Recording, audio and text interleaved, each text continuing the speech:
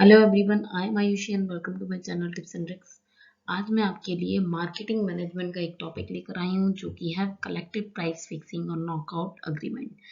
ये है हमारा this is one of the practice of price regulation under the MRTP act. तो आज हम डिस्कस करने जा रहे हैं कलेक्टिव प्राइस फिक्सिंग और नॉकआउट अग्रीमेंट।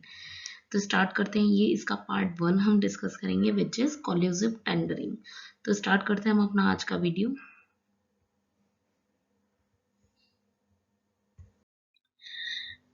देखिए, हमारा टॉपिक है कलेक्टिव प्राइस फिक्सिंग और नॉकआउट एग्रीमेंट। तो ये जो हमारा टॉपिक है, तो सबसे पहले हम जान लेते हैं what is collective price fixing और नॉकआउट एग्रीमेंट। ये होता क्या है, किसके अंडर में आया, कौन सा एक्ट इसको लेकर आया। Introduction. This is one of the practices of regulation of prices. क्या है कि रेगुलेशन अंडर MRTP एक्ट। तो देखिए, MRTP act monopolistic and restrictive trade practices act जो आया था, तो उसके अंडर में ये एक प्रैक्टिस लेकर आए थे collective price fixing knockout agreement. तो ये क्या है, प्राइस रेगुलेशन की एक प्रैक्टिस है कि प्राइसेस को रेगुलेट करने की एक प्रैक्टिसेस है। प्रैक्टिसेस कई सारी हैं, उनमें से एक है हमारा कलेक्टिव प्राइस फिक्सिंग और नॉकआउट एग्रीमेंट। सम अग्रीमेंट बिटवीन, कुछ अग्रीमेंट ऐसे होते हैं किनके बीच में, manufacturer between manufacturer and suppliers. जो मैन्युफैक्चरर हैं गुड्स के और सप्लायर्स हैं ऑफ गुड्स एंड सर्विसेज, जो गुड्स एंड सर्विसेज के मैन्युफैक्चरर और सप्लायर हैं, उनके बीच में कुछ ऐसे एग्रीमेंट्स होते हैं। आर इन सच अ वे, कुछ इस तरह से होंगे, in such a way to eliminate competition in the market among themselves. क्या है कि उनके बीच में कंपटीशन को एलिमिनेट करने के लिए, मार्केट में जो है कंपटीशन को एलिमिनेट करने के लिए कुछ ऐसे गुड्स, मतलब कि क्या है कि देखिए, कुछ मैन्युफैक्चरर और सप्लायर के बीच में कुछ ऐसे एग्रीमेंट होंगे उनकी गुड्स एंड सर्विसेज को सेल करने के लिए, कि जो वो ऐसे अपने अग्रीमेंट अपनाएंगे कि मार्केट से कंपटीशन एलिमिनेट हो जाए। मींस कंपटीशन एलिमिनेट होगा मतलब नंबर ऑफ सेलर्स कम है, तो प्रॉफिट ज़्यादा से ज़्यादा कस्टमर उनके पास आएंगे, तो उससे क्या होगा, उनका जो प्रॉफिट है वो बड़ा बनेगा और उनके लिए प्रॉफिट और बढ़ जाएगा। By the means of fixing prices, किससे, by the means of fixing prices. Prices fix करने का एक तरीका है, किससे, कि मतलब किस तरीके से करेंगे, प्राइसेस फिक्स करना in other terms of sale for their product. और उनके कुछ और टर्म्स ऑफ सेल हो सकती हैं उनके प्रोडक्ट्स और सर्विसेज के लिए, कि कुछ और भी तरीके अपना सकते हैं। जैसे कि मानिए होल सेल पर सेल कर रहे हैं, तो वो ट्रेड डिस्काउंट दे रहे हैं कि ज़्यादा खरीदेंगे तो आपको ज़्यादा हम डिस्काउंट देंगे, कि ज़्यादा अमाउंट में खरीदेंगे तो डिस्काउंट मिलेगा। लेकिन हर कोई ये सब नहीं कर सकता है। क्यों? क्योंकि भाई हर किसी के पास इतना कैपिटल नहीं है कि वो इतना स्टॉक जमा कर सके कि वो होलसेल पर बेचे। तो इस तरह से वो क्या करते हैं, कंपटीशन एलिमिनेट करते हैं। तो अदर कस्टमर्स क्या सोचेंगे कि होलसेल में ही बिक रहा है अदर सेलर्स, तो हम हट जाते हैं यहाँ से। Such agreement lead to formal and informal cartel. और इस तरह की जो अग्रीमेंट है वो क्या करते हैं, उससे फॉर्मल और इनफॉर्मल कार्टेल बन जाते हैं, ग्रुप बन जाते हैं, जो कि ये इनवाइसेस मीन्स कि जो which can invoices uniformity in the price fixation of the competing firm. जो ये इमेजिन कर सकते हैं कि कंपीटिंग फर्म्स, मतलब जो compete कर रही हैं, उन सब की प्राइस फिक्स हैं, कि एकदम सभी के प्राइस फिक्स हैं। Such kind of collective price fixing can also take the form of collusive tendering. और इस तरह की कलेक्टिव प्राइस फिक्सिंग किसका फॉर्म ले सकती है, collusive tendering means fraudulent tendering, कि फ्रॉड के तरीके से टेंडर लेना, मतलब कि जो जैसे कहते हैं ठेकेदारी। एंड कोलिजिव बिडिंग, कि फ्रॉडुलेंटली क्या कर रहे हैं, नीलामी और bid tricking.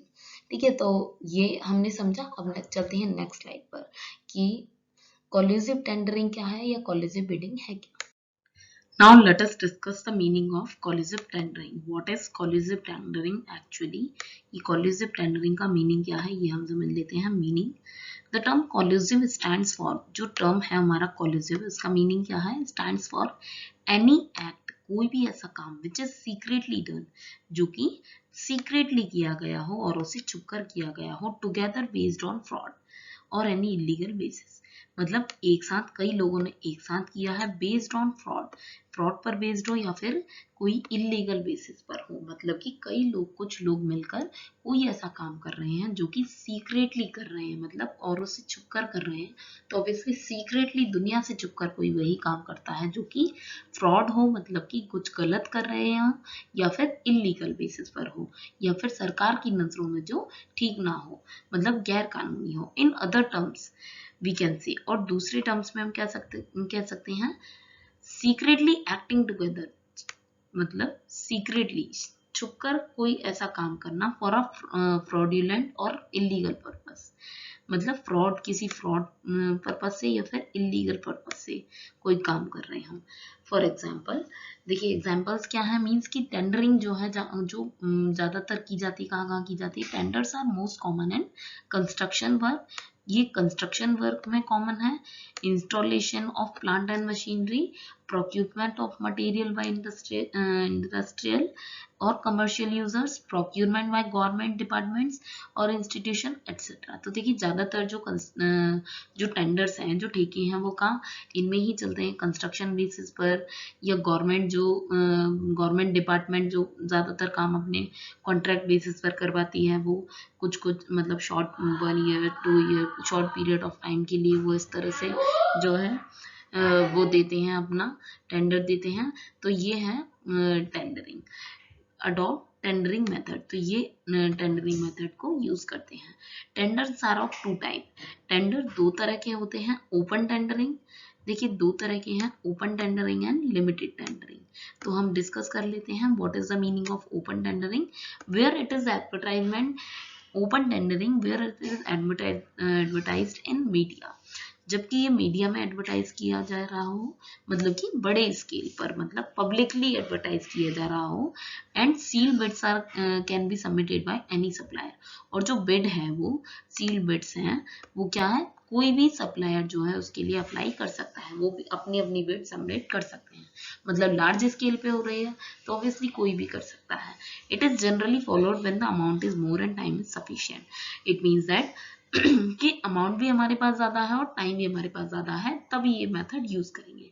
Second one is limited tendering, ये नाम से ही पता चल रहा है limited tendering, where bids are invited from few bidders, जहां हम बिड्स जो है कुछ ही बिडर्स से इनवाइट कर रहे हैं, कुछ ही बिडर्स जो है बिड के लिए हम उनको बुला रहे हैं। और वो अब कुछ बिडर में से कौन कौन से बिडर्स हैं, किस तरह की हमने कंडीशंस रखी है, डिपेंड करता है कि उनको किस तरह का टेंडर चाहिए। It is followed when amount is generally small and need is urgent, ये अमाउंट भी छोटा है और टाइम भी कम है, तब ये मेथड यूज करेंगे। देखिए प्रोसेस ऑफ टेंडरिंग, कि टेंडरिंग का प्रोसेस क्या होता है, किस तरह से टेंडरिंग होती है। देखिए जो हमने प्राइस फिक्सेशन में हमने क्या समझा कि प्राइस फिक्सेशन कैसे करता है, क्यों करते हैं, और उसके 2 मेथड्स क्या क्या हो सकते हैं, किस किस मेथड से हो सकता है, वो कोलिजिव टेंडरिंग से हो सकता है, और दूसरा जो मेथड है वो हम नेक्स्ट वीडियो में डिस्कस करेंगे। तो देखिए प्रोसेस ऑफ टेंडरिंग में क्या होता है, the following step will be involve in the method of tendering. तो ये जो हमारे कुछ स्टेप्स हैं जो टेंडरिंग में यूज होते हैं, 4 स्टेप्स हैं। Number 1 is by the buyer will provide specification, जो बायर है वो क्या है, स्पेसिफिकेशन प्रोवाइड करेगा, मतलब अपनी अपनी जो उसको एसेंशियल नीड्स हैं कि क्या क्या उसको चाहिए अपने काम के लिए, वो मेंशन करेगा। और वर्क और मटेरियल इन द टेंडर, उसको क्या क्या चीजें चाहिए, क्या क्या उसको क्वालिटीज उसके टेंडर में चाहिए ही चाहिए, वो उस टेंडर डॉक्यूमेंट में मेंशन करेगा। Now second one is the supplier will provide specification. अब क्या है कि बायर ने अपनी कंडीशंस रख दी हैं, सेकंड स्टेप में क्या करेगा, जो सप्लायर वो क्या क्या चीजें देने को तैयार है वो प्रोवाइड करेगा अपनी specification and price of the material, कि वो किस प्राइस पर जो है मटेरियल वो जो भी है उसको प्रोवाइड करेगा। It would be supplying by filling the document, कि वो डॉक्यूमेंट उसने अपना टेंडर डॉक्यूमेंट दिया है, अब उसके लिए जो डॉक्यूमेंट उसको बनना है सप्लायर के लिए, वो उसमें सब कुछ मेंशन करेगा। Third step is all the tenders are open on a pre decided day. अब देखिए जैसे कि एक जो एस्पायरेंट्स होते हैं कोई भी एग्जाम के लिए, उनके लिए फॉर्म्स निकलते हैं। फिर एस्पायरेंट्स क्या करते हैं कि उसमें अपना फॉर्म फिल करते हैं। फिर एक पर्टिकुलर डेट, थोड़ा सा यहाँ पे अलग है, उनके लिए एक पर्टिकुलर डेट दी जाती है कि इस दिन उनको सबमिट करना है। उसके लिए देखिए एग्जाम के लिए एक पर्टिकुलर डेट दी जाती है कि इस दिन उनका एग्जाम होगा। तो यहाँ पे भी इस तरह से प्री डिसाइडेड डे होता है, उस दिन वो टेंडर्स ओपन होंगे इन द प्रेजेंस ऑफ, या इसके लिए क्या है कि जो टेंडर ओपन होने की डेट है वो प्री डिसाइडेड होती है, पहले से डिसाइडेड होती है, और वहाँ सभी बिडर्स जो भी बोली लगाने वाले बिडर्स हैं वो प्रेजेंट होंगे, उनके सामने जो है टेंडर खुलेंगे। ठीक है। Now the fourth step is finally the bidder whose specification match with buyer. जो बिडर्स हैं जिनकी स्पेसिफिकेशन बायर से मैच करेंगी, मतलब जो अपना मतलब कि सप्लायर जो है उसने अपनी अपनी जो क्वालिटीज हैं, जो कैरेक्टरिस्टिक्स हैं वो रखी हैं कि वो क्या क्या देने को तैयार है, और वो अगर उसकी रिक्वायरमेंट, उसकी जो भी वो सप्लाई कर रहा है वो सब चीजें जो है बायर की रिक्वायरमेंट से मैच कर जाती हैं, तो क्या होगा, specification match with buyer requirement and offer the lowest price. अब देखिए क्या है कि वो क्या करेगा कि अपनी स्पेसिफिकेशंस को देगा और लोएस्ट प्राइस, और उसके साथ साथ प्राइस भी मैच करेगा। तो देखिए कोई भी है कि मैं कोई भी सेलर है तो वो क्या चाहेगा कि उसको जो रॉ मटेरियल है सबसे कम दाम पे मिले। तो 4 लोग हैं, एक 10 रुपए की वही चीज दे रहा है, एक 8 रुपए में वही रॉ मटेरियल दे रहा है एक 7 में और एक 12 में, तो ऑब्वियसली वो जो सबसे कम है उससे ही लेगा। और तो क्या है, जो बिडर है उसकी सारी जो एसेंशियल नीड्स हैं वो भी फुलफिल हो रही हैं और प्राइस भी लोएस्ट हो, तो विल गेट द कॉन्ट्रैक्ट, उस सप्लायर को जो है कॉन्ट्रैक्ट मिल जाएगा। दिस इज ब्रीफली टेंडरिंग, और यही टेंडरिंग प्रोसेस है। अब हम इसको एक बार डायग्राम के थ्रू थोड़ा और बेटर तरीके से समझ लेते हैं। देखिए बिड प्राइस, बिडर क्या है, ये बायर है और ये सेलर है। अब ये देता है बिड प्राइस, ये लगाता है बिड का प्राइस, ये अपनी बोली लगाता है कि इसको जो ये टेंडर देगा वो ये जो पे करेगा, मतलब टेंडर के लिए अपना काम करवाएगा, उसके बदले ये 288 रुपीज ओनली देने को तैयार है। और सेलर क्या मांग रहा है, तो सेलर ऑब्वियसली ज्यादा मांगेगा, तो वो 292 मांग रहा है। तो इस तरह से मतलब क्या है, ये एक प्रोसेस है कि ये शो कर रहे हैं कि कैसे नीलामी या बोली इस तरह से लगाई जाती है। अब देखिए जो सेल प्राइस है वो क्या है, इस थोड़ा सा और इसको क्लियर कर लेते हैं। जो सेल प्राइस है वो 100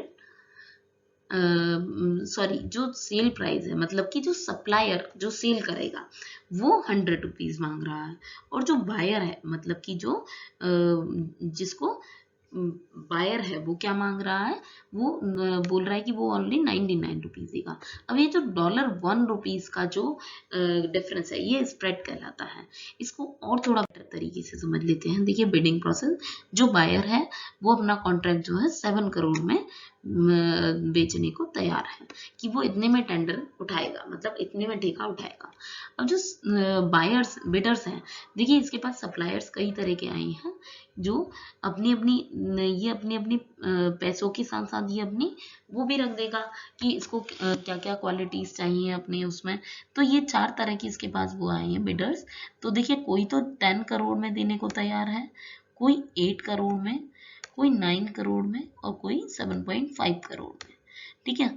तो देखिए जिस भी वायर की सारी स्पेसिफिकेशंस जो जो उसने रखी हैं कि ये उसको काम चाहिए और उसके साथ लोएस्ट प्राइस होगा, तो वही वो जो है बिड उसकी ही वही वो कॉन्ट्रैक्ट जीत जाएगा।